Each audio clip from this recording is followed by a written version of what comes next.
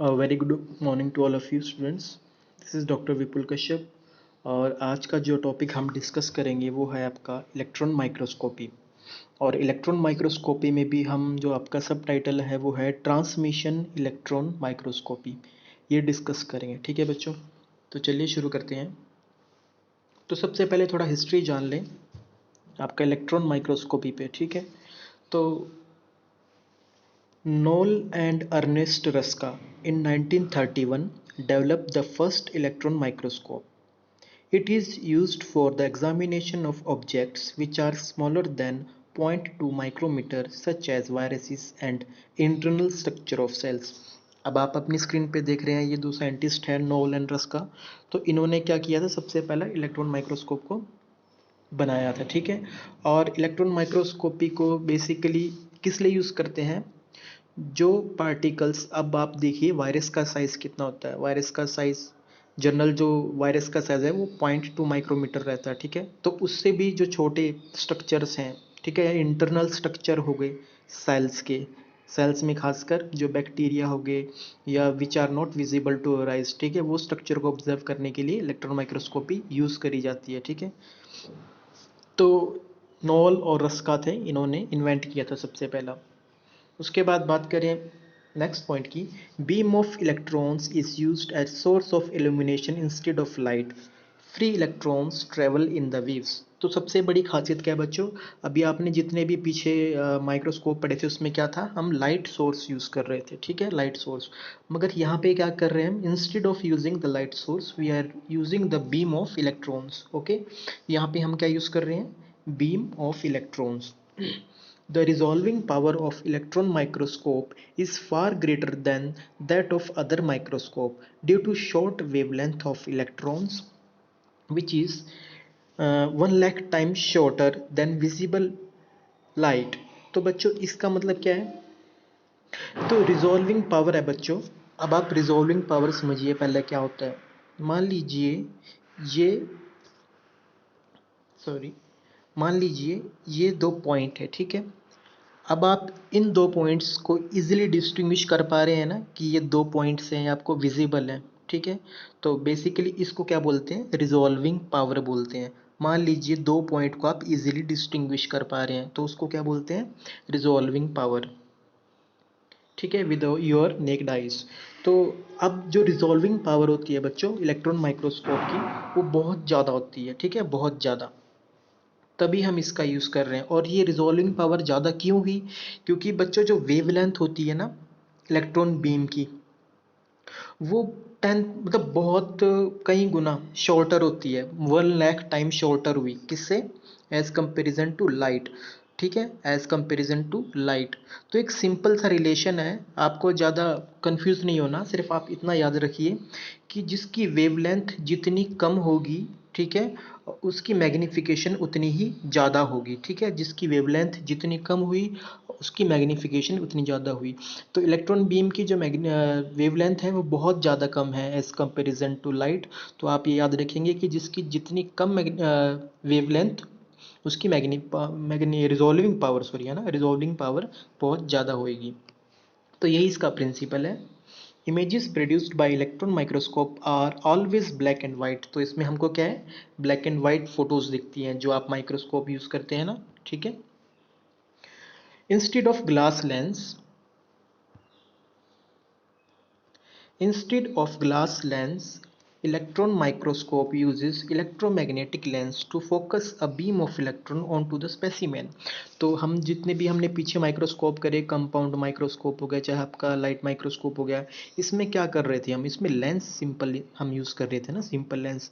मगर इसमें हम क्या यूज़ कर रहे हैं, इलेक्ट्रोमैग्नेटिक लेंस। तो एक और एक प्रॉपर्टी है, तो दो खास प्रॉपर्टीज़ क्या क्या थी, एक तो इलेक्ट्रोमैग्नेटिक लेंस है, ठीक है, और दूसरी क्या है, जो वेवलेंथ है ये बहुत कम रहती है। ठीक है, as comparison to simple light.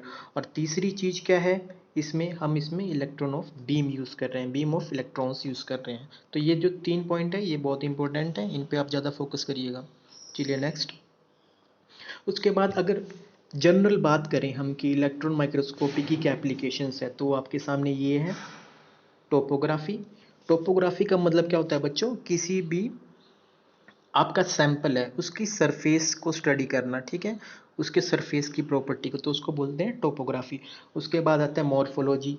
Morphology में आएगा बच्चों आपकी उसकी बनावट, ठीक है, शेप और साइज़ के बारे में, तो हम ये भी स्टडी कर सकते हैं इसमें माइक्रोस्कोपी में। उसके बाद composition, to identify the elements और compound which is composed of, हम ये भी पता लगा सकते हैं वो किस किस चीज़ों से बना है, ठीक है, माइक्रोस्कोपी के बेसिस पर। उसके बाद आता है क्रिस्टलोग्राफिक इंफॉर्मेशन, ठीक है, हम उसमें ये भी पता लगा सकते हैं बच्चों कि इसमें एटम्स की अरेंजमेंट किस तरह है सैंपल में, ठीक है, वो कहाँ कहाँ किस तरह लगे हुए हैं। तो एटॉमिक लेवल तक पे आप समझ सकते हैं कि हम एटॉमिक लेवल तक जा सकते हैं with help of electron microscopy. अगर जनरल प्रिंसिपल की बात करें, इस वक्त हम क्या कर रहे हैं, जनरल एप्लीकेशन, हमने अभी जनरल स्टडी करी इलेक्ट्रॉन माइक्रोस्कोपी के बारे में, जनरल एप्लीकेशंस पढ़े, उसके बाद हम जनरल प्रिंसिपल पढ़ेंगे, ठीक है, इलेक्ट्रॉन माइक्रोस्कोपी का। The stream of electrons is formed and they are accelerated towards the sample with help of positive electronic potential। तो क्या होगा बच्चों, stream of electrons होगी with help of positive electronic potential, आप सैंपल पे गिरेंगे उसको, ठीक है, जो आपने एनालाइज करना होगा इलेक्ट्रॉन बीम। अब इससे क्या होगा, the stream of electron is focused using metallic aperture and magnetic lens. अब मैंने आपको बताया था ना कि हम मैग्नेटिक लेंस यूज़ करेंगे, ठीक है, instead of taking simple lens. तो मैग्नेटिक लेंस हमने यूज़ करा, उसके बाद हम क्या क्या फॉर्म होगी इससे, मैग्नेटिक लेंस से मोनोक्रोमेटिक बीम। तो मोनोक्रोमेटिक बीम बच्चों बेसिकली क्या होती है, वो बीम या फिर वो लाइट जिसकी ऑप्टिकल फ्रिक्वेंसी सिंगल हुई, ठीक है, सिंगल ऑप्टिकल फ्रीक्वेंसी, इनको बोलते हैं monochromatic beam. The interaction with the sample affects the beam which is detected and transformed into image. Simple सी बात है बच्चों, एक प्रिंसिपल हमेशा इसमें सिंपल सा याद रखेंगे। हमारे पास इलेक्ट्रॉन बीम है, बाय यूजिंग हमने क्या किया, मैग्नीफाइंग लेंस यूज, सॉरी कौन सा, मैग्नेटिक लेंस यूज़ किया, उस पर गिरी, उसके बाद सैंपल है। अब ये सैंपल पे जो गिरेंगी इलेक्ट्रॉन बीम, ये ट्रांसमिट होगी, ठीक है बच्चों, तभी हम इसका क्या कर रहे हैं, हम ट्रांसमिट होगी। तो अब इसका जो सब पार्ट क्या करेंगे, ट्रांसमिशन इलेक्ट्रॉन माइक्रोस्कोपी, ठीक है, टाइम पढ़ेंगे। तो इसके नाम पे ही हम क्या है, इसमें ट्रांसमिट हुई इलेक्ट्रॉन बीम जैसी सैंपल पे पड़ी, और वो जो ट्रांसमिट हुई जो बीम्स, वो हमको वो इमेजेस हम उसको ऑब्जर्व करते हैं, ठीक है, वही हमारे लिए विजुअलाइज इमेज है और उनको हम रिकॉर्ड करेंगे। तो जो इसका सब पार्ट है, वैसे तो दो टाइप के माइक्रोस्कोपी होते हैं, ट्रांसमिशन इलेक्ट्रॉन माइक्रोस्कोपी और सरफेस इलेक्ट्रॉन माइक्रोस्कोपी, ठीक है, इसमें भी दो पार्ट हैं। तो ये ट्रांसमिशन के बारे में बताया कि जब मान लीजिए बीम पड़ी आपके सैंपल पे, उसके बाद वो जो इलेक्ट्रॉन बीम है पड़ने पर ट्रांसमिट हो गई, ठीक है, और जो अब इमेज हम देख रहे हैं अपनी स्क्रीन पे, किसी भी बैक्टीरिया की देखेंगे तो वो ट्रांसमिटेड इमेज होंगी, ठीक है। तो चलिए, दो टाइप के माइक्रोस्कोपी है माइक्रोस्कोपी में भी, वो है ट्रांसमिशन इलेक्ट्रॉन माइक्रोस्कोपी और सरफेस इलेक्ट्रॉन माइक्रोस्कोपी। अगर आपके पास पूछा जाता है जनरल माइक्रोस्कोपी पे, तो आपके सामने ये है कि आपने इसके बारे में ये लिखना है और एप्लीकेशंस लिखनी है, प्रिंसिपल लिखना है। उसके बाद अगर क्वेश्चन ज़्यादा मार्क्स का आ गया तो उसमें आपने दोनों सैम और टैम दोनों लिखने हैं। सैम को किस किस नाम से जाना जाता है, सैम को बोलते हैं हम सरफेस इलेक्ट्रॉन माइक्रोस्कोपी, और टैम को बोलते हैं transmission electron microscopy, TEM, transmission electron microscopy. Surface electron microscope को सैम, सरफेस इलेक्ट्रॉन माइक्रोस्कोपी इनके शॉर्ट नेम है, ठीक है। तो हम इस वक्त टैम पढ़ेंगे। ये देखिए आपके सामने जो डायग्राम है, ये है ट्रांसमिशन इलेक्ट्रॉन माइक्रोस्कोप का, ठीक है। तो ये ऐसा दिखता है, ठीक है, ये देखिए आप, इतनी बड़ी बॉडी है इसकी, ठीक है, और ये आपके स्क्रीन्स हैं जिस पे आप डिटेक्ट करेंगे इमेज को, ठीक है, जो कि ब्लैक एंड वाइट आपको दिखेगी इसमें स्क्रीन में, ठीक है। तो इसकी पूरी बॉडी है। तो एक जनरल सी चीज़ देख लेते हैं कि आप इसकी बॉडी में होता क्या है। यहाँ से लेके यहाँ तक बच्चों, ये देख रहे हैं आप जो बॉडी स्ट्रक्चर, ये इसकी वैक्यूम बॉडी होती है। कौन सी होती है, वैक्यूम बॉडी। तो वैक्यूम बॉडी है, और उसके अंदर उसके बाद क्या है, यहाँ पे एक ऐसे करके इलेक्ट्रॉन बीम जनरेट करते हैं with help of tungsten wire. यहाँ पे टंगस्टन वायर यूज़ करते हैं हम, ठीक है। टंगस्टन वायर क्या रिलीज करेगा, इलेक्ट्रॉन बीम। टंगस्टन वायर को हम इलेक्ट्रॉनिक गन भी बोलते हैं, ठीक है, इलेक्ट्रॉन गन बोलते हैं, क्योंकि यही रिस्पॉन्सिबल होगी इलेक्ट्रॉन बीम को जनरेट करने के लिए, ठीक है। तो यहाँ से ये आपकी बीम गिरेगी सीधा, ठीक है। उसके बाद यहाँ जैसे कहीं आपका सैंपल होगा, ठीक है। और यहाँ जैसे आपके कंडेंसर होंगे या फिर बोलेंगे आप आपका इलेक्ट्रोमैग्नेटिक लेंस होगा, ठीक है, ये इनको फोकस करेगी लाइट को। और यहाँ पे आपका कहीं सैंपल होगा, इसके ऊपर गिरेगी। सैंपल पे लाइट गिरने के बाद क्या होगा, वो ट्रांसमिट करेगी, ठीक है। इलेक्ट्रॉन बीम जो गिरी आपके सैंपल पे, फिर वो ट्रांसमिट करेगी, और वो ट्रांसमिट जो सिग्नल है वो आप इसमें ऑब्जर्व करेंगे स्क्रीन के ऊपर, ठीक है। ये इमेज बनाएगी, ठीक है। तो यही इसका जनरल प्रिंसिपल है काम करने का। एक बार थोड़ा सा सिंपल वे में मैं समझा देता हूँ। मान लीजिए ये आपका सैंपल है, ठीक है, मान लीजिए सैंपल है, तो सैंपल में भी तो इलेक्ट्रॉन होंगे ही आपके, है ना। ये इलेक्ट्रॉन है, ये आपका न्यूक्लियस है। मान लीजिए ये आपकी इलेक्ट्रॉन बीम बीम आई ऊपर से, ठीक है। तो जैसे ये न्यूक्लियस से पास करी, तो न्यूक्लियस आपको पता है एक तरीके का न्यूट्रल है, ठीक है। थोड़ा सा हल्का सा डेविएट होगी वहाँ से जो रेज ये आपकी इलेक्ट्रॉनिक बीम की आई, ठीक है, ऊपर से ये आपका इलेक्ट्रॉनिक बीम आई ऊपर से। मैं इसको कलर चेंज कर देता हूँ थोड़ा। ये मान लीजिए इलेक्ट्रॉनिक बीम है ग्रीन कलर की, ये आई और हल्का सा डिफ्लेक्ट हुई, ये आपका न्यूक्लियस था, और ये आपका इलेक्ट्रॉन है, ठीक है। और ये आपका पूरा सैंपल है जो सर्कल में दिखा रहा हूँ। सैंपल मान लीजिए कोई भी ऑर्गेनेली हुई या सेल हुआ, ठीक है। अब क्या होगा बच्चों, यहाँ पे आप इलेक्ट्रॉन देख रहे हैं। अब मान लीजिए दूसरी जो रेज आई ऊपर से इलेक्ट्रॉन बीम, ये आने के बाद क्या हुआ, जैसे ही ये इलेक्ट्रॉन बीम इस इलेक्ट्रॉन को टकराई, ये इलेक्ट्रॉन कौन सा था, ये किस में प्रेजेंट था, आपके सैंपल में, ठीक है। कुछ भी सेल होगा वो भी तो उसमें तो इलेक्ट्रॉन ही होगा, ठीक है, उनकी शेल्स में। तो जैसे ही आई ये वाली इलेक्ट्रॉन बीम, तो क्या हुआ, ये डेविएट हो गई। क्यों, क्योंकि जो इलेक्ट्रॉन ये वाला है बीम का, इसने क्या किया, अपनी एनर्जी इसको दी, जो सैंपल का इलेक्ट्रॉन है इसको दी। इसको देने के बाद क्या हुआ, जो इलेक्ट्रॉन बीम की एनर्जी कम होगी, अब ये डेविएट करेगी, ठीक है, डेविएट करेगी। तो यही एक जो सिंपल प्रिंसिपल है कि जितनी सारी बीम डेविएट करती रहेंगी उनकी इमेज बनती रहेगी, ठीक है।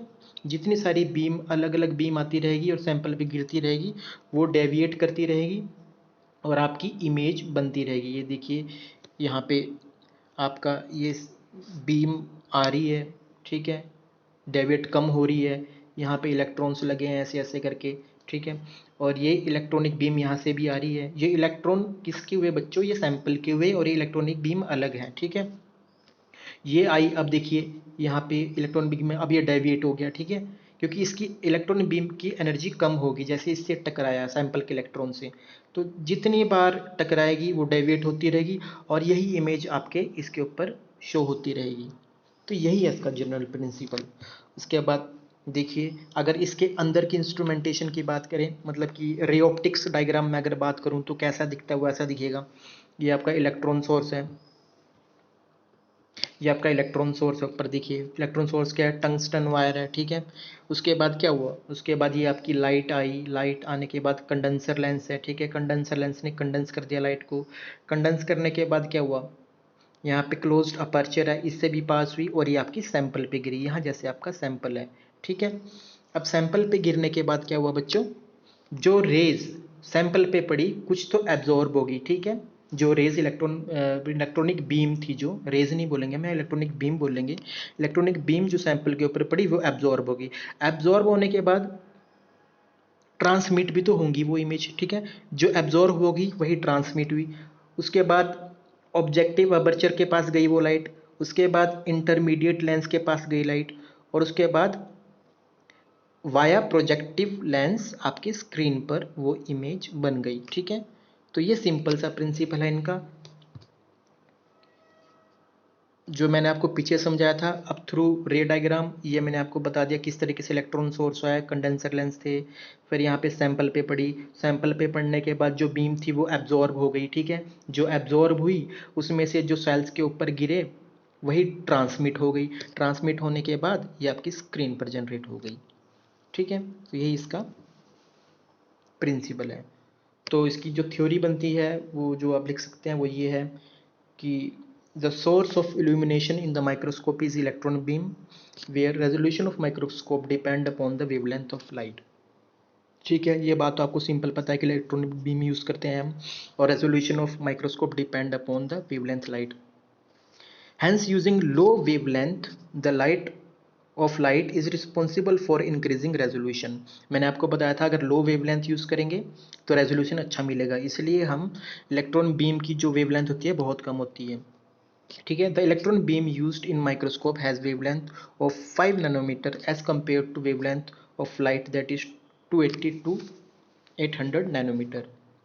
If the system gives the highest resolution, the magnification can also be increased by 10⁵ times. अब आपको पता है कि भैया अगर रेजोल्यूशन हमको अच्छा मिला, ठीक है, मैंने आपको क्या बताया था कि अगर वेवलेंथ कम है तो रेजोल्यूशन भी अच्छा मिलेगा। ठीक है, अगर आपको रेजोल्यूशन अच्छा मिल रहा है तो मैग्नीफिकेशन भी आपको अच्छी मिलेगी। ठीक है, ये इसका सिंपल सा प्रिंसिपल है। The rest of principle is relatively similar to as comparison to light microscope. अब जो ऑप्टिक्स है उसकी कि भाई किस तरह एब्जॉर्ब करी लाइट, ये वो, ठीक है, तो ये बिल्कुल लाइट माइक्रोस्कोप ही जैसा है, जैसे मैंने आपको बताया था उसमें ऑप्टिक्स का तो सबका प्रिंसिपल सेम ही रहता है, सिर्फ हम क्या है सोर्स का यूज़ कर रहे हैं, जिसमें इसमें कंपाउंड माइक्रोस्कोप लाइट माइक्रोस्कोप में हम सोर्स लाइट यूज़ कर रहे थे, और यहाँ पे क्या यूज़ कर रहे हैं हम इलेक्ट्रॉनिक बीम। एक और बात बच्चों, हम क्या है हमारा अभी रे ऑप्टिक्स का काम तो हो गया, ठीक है, पूरा कि किस तरह हमने करना था और क्या करना है, मगर एक चीज़ ये है कि भी हमको इसमें सैंपल प्रिपेयर भी करना पड़ता है। ठीक है, सैंपल बनाना पड़ता है। तो देखिए हम सबसे पहले क्या करेंगे, सैंपल प्रिपरेशन। जो सैंपल मैं ऑब्जर्व करने जा रहा हूँ या चाहता हूँ तो उसको मुझे प्रिपेयर करना पड़ेगा। कैसे, उसके 4 स्टेप्स याद रखिए। सबसे पहला स्टेप टिश्यू सेक्शनिंग। ठीक है, टिश्यू को सेक्शनिंग करेंगे, उसकी मतलब उसको काटेंगे। ठीक है, मतलब thinned to less than 100 nanometer. आप अपना सैंपल जो एनालाइज कर रहे हैं उसकी कटिंग करेंगे। कितनी कटिंग करेंगे, 10⁻100 नैनोमीटर तक। ठीक है, लेस देन 100 नैनोमीटर उसकी कटिंग करेंगे। सोचिए इतना बारीक कटिंग करनी है तो हम उसके लिए क्या यूज़ करेंगे, अल्ट्रा माइक्रोटोम। ठीक है, ये एक इंस्ट्रूमेंट होता है, थिन सेक्शन काटने के लिए काम आता है, जो कि नैनोमीटर में होती है इसकी लेंथ सेक्शन की। ठीक है, तो उनके लिए क्या है, अल्ट्रा माइक्रोटोम इंस्ट्रूमेंट यूज़ करते हैं हम। तो सोचिए कि आपको इतना छोटा सेक्शन काटना पड़ेगा इसमें। उसके बाद आता है आपका सैंपल प्रिपरेशन। ठीक है, आप क्या करेंगे, उसके बाद सैंपल प्रिपरेशन करेंगे यूजिंग ग्लूटाल्डिहाइड। ये कुछ केमिकल्स हम यूज़ करते हैं बेसिकली, ठीक है, सैंपल को प्रिपेयर करने के लिए। ग्लूटाल्डिहाइड डालने के बाद आप रिंसिंग एंड स्टेनिंग करेंगे। ठीक है, treat with heavy metal compound like osmium, lead या गोल्ड। उसके बाद क्या करेंगे, आप ग्लूटाल्डिहाइड एडिशन कर दिया, फिर आप ग्लूटाल्डिहाइड को रिंसिंग और ग्लूटाल्डिहाइड की रिंसिंग करेंगे। रिंसिंग करने के बाद स्टेनिंग करेंगे with help of osmium, lead या फिर गोल्ड से, ओस्मियम, लेड या फिर गोल्ड से। अब आप बच्चों एक बात देखिए, हम इसमें हैवी मेटल यूज़ कर रहे हैं। ठीक है, ठीक है, हैवी मेटल यूज़ कर रहे हैं यहाँ पे रिंसिंग और स्टेनिंग में। फोर्थ स्टेप आ गया आपका डिहाइड्रेशन। ठीक है, डिहाइड्रेशन पानी निकाल देंगे। वॉशिंग विद इंक्रीजिंग इथेनॉल की कंसनट्रेशन। ठीक है, followed by final wash with propylene oxide. तो ये स्टेप्स आपको याद करने पड़ेंगे, जिसमें आपका फर्स्ट स्टेप में टिश्यू सेक्शनिंग आ गया, फिर सैंपल फिक्सेशन आ गया, फिर रिंसिंग एंड स्टेनिंग आएगा। रिंसिंग और स्टेनिंग कैसे करेंगे, by use of osmium, lead और गोल्ड। ठीक है, स्टेनिंग करेंगे। उसके बाद फोर्थ है dehydration. By dehydration increasing concentration of ethanol use करेंगे, और उसके बाद फाइनल वॉश करेंगे प्रोपाइलिन ऑक्साइड से। ठीक है, अब बच्चों आपको पता है इसमें दो चीज़ें कि हमने एक तो भैया इसमें हैवी मेटल यूज़ कर लिया और हमने डिहाइड्रेशन यूज़ कर ली। तो मेरा क्वेश्चन है, क्या हम इसमें लाइव बैक्टीरिया का एनालाइज कर सकते हैं, लाइव बैक्टीरिया? नहीं, आंसर है नहीं। क्यों, क्योंकि अगर आप सिंपल सी बात है इसमें हैवी मेटल यूज़ कर रहे हो एक तो, ठीक है, और ऊपर से आप डिहाइड्रेशन भी कर रहे हो, तो बैक्टीरिया तो सर्वाइव करेगा ही नहीं। ठीक है, तो उसमें बेसिकली बैक्टीरिया डेड होगा। ठीक है, उसमें लाइव एक्टिव नहीं होगा, उसमें कोई मूवमेंट नहीं होगी। ठीक है, तो टैम का क्या है, टैम में आप क्या पढ़ रहे हैं, हम इस वक्त टैम पढ़ रहे हैं, ट्रांसमिशन इलेक्ट्रॉन माइक्रोस्कोपी। उसमें लाइव बैक्टीरिया नहीं हम पढ़ सकते। ठीक है, तो कुछ एप्लीकेशंस हैं टैम की, वो है TEMs provide topographical, morphological, compositional and crystal information. ये मैं शुरू में बता चुका हूँ आपको, जो कि जनरल माइक्रोस्कोपी की फीचर्स थे, एप्लीकेशंस थे। सेकंड है to analyse sample at molecular level. Simple सी बात है, आप मॉलिक्यूलर लेवल पे अपने सैंपल को एनालाइज कर सकते हैं। तीसरा है कैंसर रिसर्च में भी हम इसको यूज़ करते हैं, क्योंकि क्या है, कोई भी सेल है उसकी बनावट में उसकी मॉर्फोलॉजी में कोई चेंज आया, कैंसर में क्या होता है, सेल्स मल्टीप्लाई करते रहते हैं, ठीक है ना, अनकंट्रोल्ड डिवीजन होती है, माइलोमा सेल्स बनते हैं। तो उनके सरफेस पे कुछ भी चेंज आ रहा है, ठीक है, कि भी इतने नंबर बढ़ रहे हैं, तो कहाँ से यूज़ करेंगे, वो करेंगे टाइम से, ट्रांसमिशन इलेक्ट्रॉन माइक्रोस्कोपी के थ्रू। तो यही आपकी एप्लीकेशंस थी। थैंक यू, आई होप आपको ये समझ